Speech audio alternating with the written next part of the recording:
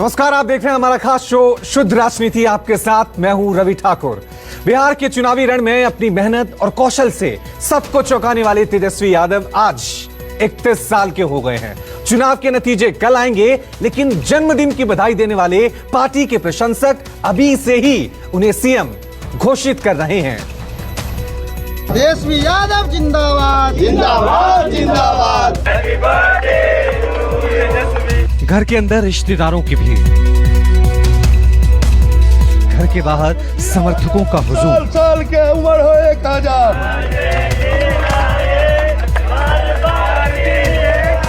पटना के सड़कों पर बधाई वाले होर्डिंग्स। नतीजों से पहले ही शुरू हो गया जश्न। आरजेडी ने शुरू कर दी तेजस्वी की ताजपोशी की तैयारी। पटना की सड़कें पोस्टरों से पट गए हैं। शपथ ग्रहण तो दूर, मतगणना भी नहीं हुई, लेकिन पोस्टर में बिहार के भावी सीएम की घोषणा हो गई। सबसे युवा सीएम का खिताब भी दे दिया गया। 10 नवंबर को बिहार विधानसभा चुनाव के नतीजे आने हैं, लेकिन उससे पहले ठीक एक दिन पहले यानी कि आज 9 नवंबर को तेजस्वी यादव का जन्मदिन है और उसको लेकर देखिए जगह जगह पोस्टर्स लगे हैं। और अभी से जिस तरह से एग्जिट पोल है उसमें जिस तरह से महागठबंधन को बढ़त दिखाया गया है, वो बातें इसमें है। जो बधाई दी गई है उसमें साफ तौर पे कहा गया है कि बिहार के होने वाले प्रथम युवा मुख्यमंत्री माननीय तेजस्वी प्रसाद यादव जी को उनके जन्मदिन की हार्दिक बधाई। दरवाजे पर दस्तक देती जीत ने लालू परिवार के भीतर का समीकरण भी बदल दिया। पूरे चुनाव में जो मीसा भारती कहीं नजर नहीं आई, अपने भाई के बर्थडे सेलिब्रेशन में हाजिर हो गई। भाई को केक खिलाया तो वहीं सोशल मीडिया पर धड़ाधड़ तस्वीरें भी चस्पा करने लगी। बेटा बेटी दामाद पूरा लालू परिवार सेलिब्रेशन में शामिल हो गया। नेता प्रतिपक्ष तेजस्वी यादव का आज जन्मदिन है। इस वक्त मैं मौजूद हूं उनके सरकारी आवास के सामने। आप देख सकते हैं सैकड़ों की संख्या में जो कार्यकर्ता हैं, जो समर्थक हैं, वह यहां पर आ चुके हैं और सभी अपने अपने तरीके से बधाई दे रहे हैं। तो रिटर्न गिफ्ट मिलेगा उनको। रिटर्न गिफ्ट उन्हें मिल रहा है। बिहार ने उनके जन्मदिन पे उन्हें मैंडेट दे दिया है। बिहार की गद्दी वो कल संभालने जा रहे हैं। अपने अनोखे अंदाज के लिए जाने जाने वाले तेज प्रताप यादव ने अपने छोटे भाई को जन्मदिन की बधाई दी। घर का नाम टुट्टू कहकर संबोधित किया और बिहार का अगला सीएम बताकर शुभकामनाएं भी दे दी। तेजस्वी को हमने बहुत बड़ा गिफ्ट दे दिया।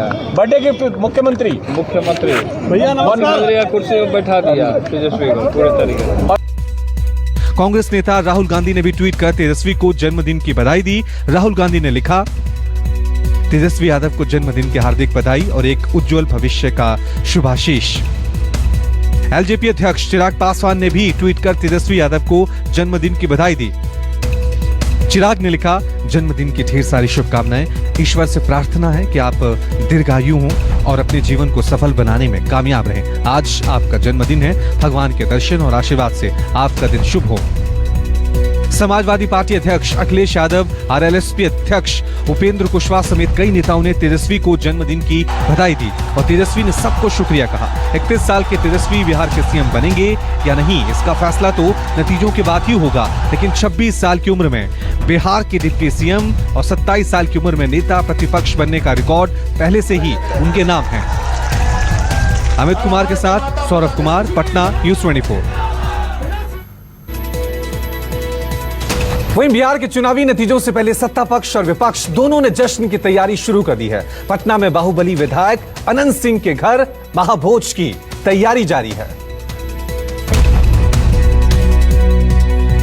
नतीजे भले ही ना आए हों, लेकिन जश्न की पूरी तैयारी है। महागठबंधन हो या फिर बीजेपी, दोनों तरफ मिष्ठान पकवान का मुकम्मल इंतजाम है।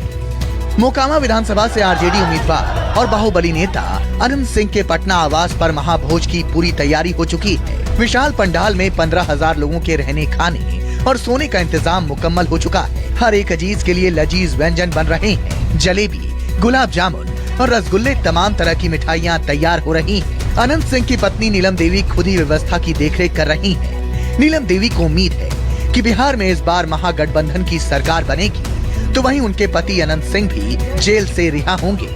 महागठबंधन की सरकार बनती है तो क्या चाहेंगे? अब देखिए, कल तो रिजल्ट आने दीजिए और वो तो पक्का तय है कि तेजस्वी जी मुख्यमंत्री बन रहे हैं। सिर्फ घोषणा बाकी है। विधायक जी के लिए आप क्या चाहती हैं? सरकार की तरफ से उनके लिए क्या किया जाए?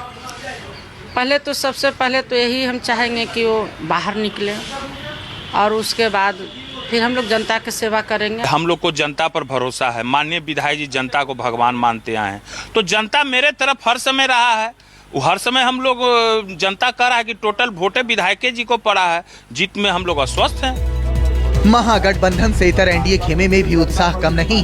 बीजेपी नेता और नीतीश सरकार के मंत्री नंदकिशोर यादव के घर भी दर्जनों हलवाई लड्डू बनाने में मशगूल है। हर किसी के सिर पर बीजेपी की टोपी लगी। लड्डू बनाने वाले नंदकिशोर यादव की जीत का दावा कर रहे हैं। बिहार में एक बार फिर एनडीए सरकार बनने की बात कह रहे हैं। पटना साहिब से भी नंदकिशोर यादव जी भारी बहुमत से विजय प्राप्त कर रहे हैं। हम लोग को पूरा भरोसा है कि इस जीत की खुशी में हम लोग को पूरा उत्साह से लगे हुए हैं और इसी खुशी में लड्डू का वितरण किया जाएगा। तमाम एग्जिट पोल्स में महागठबंधन को एनडीए पर भारी बताया जा रहा है, लेकिन सर्वे के मुताबिक एनडीए भी रेस में बनी हुई है। सौरभ कुमार, पटना, न्यूज़ 24। बिहार के अलावा कल मध्य प्रदेश पर भी सबकी निगाहें टिकी हैं। मध्य प्रदेश की 28 विधानसभा सीटों पर उपचुनाव के कल नतीजे आने वाले हैं। ऐसे में आज की रात मध्य प्रदेश के नेताओं के लिए इंतजार में और लंबी होने वाली है। एमपी के 28 विधानसभा वाले 19 जिलों के काउंटिंग सेंटर पर सुबह 8 बजे से काउंटिंग की प्रक्रिया शुरू हो जाएगी। मध्य प्रदेश के 28 सीटों पर विधानसभा उपचुनाव में भले ही एग्जिट पोल बीजेपी की बढ़त दिखा रहे हो, लेकिन मंगलवार को सबकी नजर इस बात पर टिकी होगी कि आखिरकार मध्य प्रदेश की सियासत का सिकंदर कौन होगा, शिवराज सिंह चौहान, कमलनाथ या फिर ज्योतिरादित्य सिंधिया। 10 नवंबर यानी मंगलवार का दिन मध्य प्रदेश में किसका करेगा मंगल। मध्य प्रदेश के लिए राजनीतिक तौर पर कल का दिन बेहद अहम है। एमपी के 19 जिलों में 28 सीटों पर उपचुनाव के नतीजे देश के 3 दिग्गज नेताओं शिवराज सिंह चौहान, ज्योतिरादित्य सिंधिया और कमलनाथ के राजनीतिक भविष्य की दिशा और दशा तय करेंगे। नतीजों में शिवराज कैबिनेट के 33 में से 11 सिंधिया समर्थक और 3 कांग्रेस छोड़कर आए मंत्रियों की किस्मत भी तय होगी। मध्य प्रदेश में 19 जिलों की 28 सीटों पर उपचुनाव हुए। 28 में से 27 सीटें कांग्रेस, 1 सीट बीजेपी के पास थी।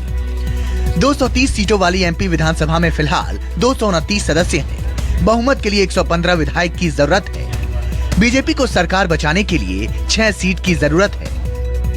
हालांकि कमलनाथ को उम्मीद है कि जनादेश कांग्रेस के पक्ष में आएगा और एक बार फिर वो शिवराज की जगह मध्य प्रदेश के सीएम बनेंगे। नतीजों से पहले कमलनाथ ने ट्वीट किया, हर हाल में कांग्रेस का परचम इन चुनावों के परिणामों में लहराएगा।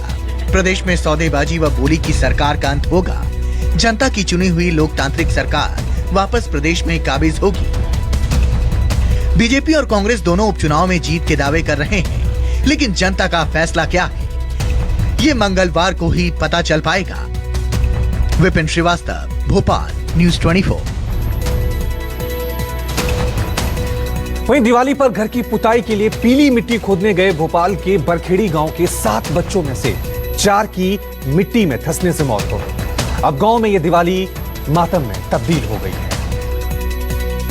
खुशियों का त्योहार दिवाली भोपाल के बरखेड़ी गांव के एक परिवार के लिए मातम का त्योहार बन गया। इस वक्त हूं मैं बरखेड़ी गांव में, जहां पर 4 बच्चे इसी जो खदान है इसे कहा जा सकता है, यहाँ पर मिट्टी खोदने आए थे। यहाँ पर 7 बच्चे थे, इस तरह से यहाँ मिट्टी खोद रहे थे। पीली मिट्टी की जरूरत पड़ती है, जाहिर सी बात है कि दिवाली का त्योहार है, तो यह पीली मिट्टी इस तरह से जो सामने दिख रहे हैं मकान में, यहाँ पर इस तरह से उसको पोती जाती है ताकि मकान को सुंदर बनाया जा सके। इसी वजह से यहाँ पर 7 बच्चे पहुंचे थे, जिसके बाद यहाँ पर मिट्टी खोदते वक्त यह हादसा हुआ। अचानक यहाँ से मिट्टी खिसल गई, इसके बाद बच्चे यहाँ पर दब गए। 6 बच्चे यहाँ से दबे हुए थे, जिनमें से 4 की यहाँ पर मौत हो गई है और इसके बाद उन्हें अस्पताल में 2 बच्चों को गंभीर हालत में भर्ती किया गया है। एक बच्ची भी थी जो उनके साथ में जो उस वक्त थी, जिसने पूरा हादसा। आप बेटा, आपका नाम क्या है? बंटी। क्या हुआ था बेटा यहाँ पर? जब हम पीली खोदने आए थे ना, जो पीली का पड़ गई थी ऊपर। हुआ क्या था? कैसे, कितने लोग थे आप लोग बच्चे? 7। तो खोदते खोदते क्या हुआ कि नीचे एकदम से पड़ गई। तो आप कैसे बचे यहाँ पर? मैं इतने ऊपर चढ़ रही थी ना, ऐसे कैसे पड़ गई थी। बड़ा हादसा यहाँ पर हुआ और 4 जो मासूम बच्चों की जान इसी हादसे में यहाँ पर हो गई। ये वो वही गड्ढा है, यहाँ से मिट्टी गिरी थी और इतना ज़्यादा फासला नहीं, करीब 20 फीट का ये गड्ढा है, लेकिन जिस तरह बताया जा रहा है कि यहाँ से सुरंग बनाई गई थी और ये ऊपर की मिट्टी यहाँ से गिरने से बच्चों की मौत हो गई। लेकिन जाहिर सी बात है कि सरकार भले ही मुआवजा कर दे, मुआवजे की घोषणा कर दे, लेकिन जाहिर सी बात है कि उस परिवार पर क्या बीत रही होगी जिसको दिवाली के त्योहार के ठीक पहले इस तरह का सदमा यहाँ पर लगा है। उस परिवार के जख्म भरना इतना आसान नहीं। कैमरा पर्सन कमलेश व्यास, विपिन श्रीवास्तव, भोपाल, न्यूज़ 24। जम्मू कश्मीर की पूर्व मुख्यमंत्री और पीडीपी प्रमुख महबूबा मुफ्ती ने एक बार फिर भड़काऊ बयान दिया है। केंद्र सरकार पर हमला करते हुए महबूबा ने नौजवानों को बंदूक उठाने की वकालत कर दी है। आपने लोगों के पास कोई रास्ता ही नहीं छोड़ा है, बीच का रास्ता ही नहीं छोड़ा है। लड़का सोचता है या तो मुझे जेल जाना है या बंदूक उठानी है। नजरबंदी खत्म होते ही आग उगलने लगी पीडीपी प्रमुख महबूबा मुफ्ती। नौजवानों को हिंसा के लिए उकसाने लगी जम्मू कश्मीर की पूर्व मुख्यमंत्री महबूबा मुफ्ती। सीधे सीधे बंदूक उठाने की वकालत करने लगी। जो नौकरियां हैं हमारी, जो पहले जम्मू कश्मीर के लोगों को मिलती थी, लद्दाख के लोगों को मिलती थी, आज उसमें हमारे लोगों का चांस ही नहीं मिलता। आपने लोगों के पास कोई रास्ता ही नहीं छोड़ा है, बीच का रास्ता ही नहीं छोड़ा है।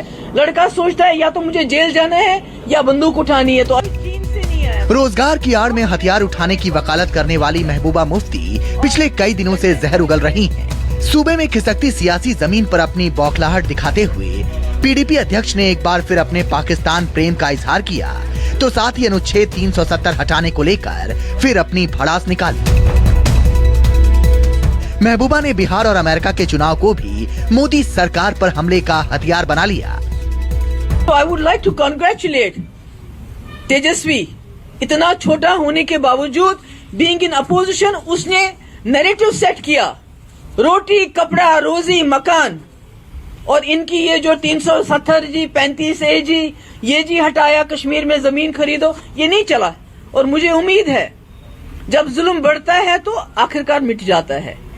आज इनका वक्त है, कल हम सबका वक्त आएगा और उसके बाद वही होगा जो ट्रंप के साथ हुआ। वो अनर्गल आलाप कर रही हैं जब से बाहर आई हैं।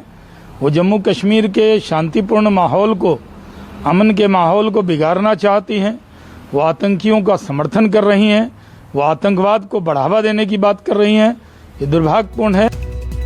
महबूबा मुफ्ती की तरह नेशनल कॉन्फ्रेंस के अध्यक्ष और पूर्व मुख्यमंत्री फारूक अब्दुल्ला भी साजिश वाली सियासत में मशगूल हैं। People's alliance for Gupkar declaration के अध्यक्ष फारूक अब्दुल्ला ने कांग्रेस को भी अपने गठबंधन का हिस्सा बताया और जम्मू कश्मीर में होने वाले जिला विकास परिषद का चुनाव साथ लड़ने की घोषणा कर दी। लेकिन कांग्रेस फारूक के बयान से खुद को अलग करने की कोशिश कर रही है। ये गलतफहमी आप दूर कीजिए जी। हम सब इकट्ठे लड़ रहे हैं चुनाव और कांग्रेस उसके साथ है। I am not very much clear about the Gupkar alliance. और जितना मैं जानता हूँ कि कांग्रेस जो है वो गुपकार अलायंस का हिस्सा नहीं है। कांग्रेस आजकल उसके ये हालत हो गई है कि वो जब किसी वक्त पूरे प्रदेशों में एक बड़ी पार्टी के रूप में काम करती थी, आज वो अपना सर्वाइवल ढूंढ रही है और देख रही है कि किसके साथ मिलना है, क्या करना है और अपने सर्वाइवल की लड़ाई लड़ रही है। जम्मू कश्मीर में 1 से 24 दिसंबर के बीच 8 चरणों में डीडीसी, सरपंच और पंच के चुनाव होने हैं। नेशनल कॉन्फ्रेंस और पीडीपी समेत गुपकर घोषणा पत्र गठबंधन में शामिल सूबे के 7 प्रमुख दलों ने इस चुनाव को मिलकर लड़ने का ऐलान किया है। जम्मू से पंकज शर्मा के साथ ब्यूरो रिपोर्ट, न्यूज़ 24। रुक रहे हैं छोटे से ब्रेक के लिए, लेकिन ब्रेक के बाद लौटेंगे कुछ और बड़ी खबरों के साथ। देखते रहिए न्यूज़ 24।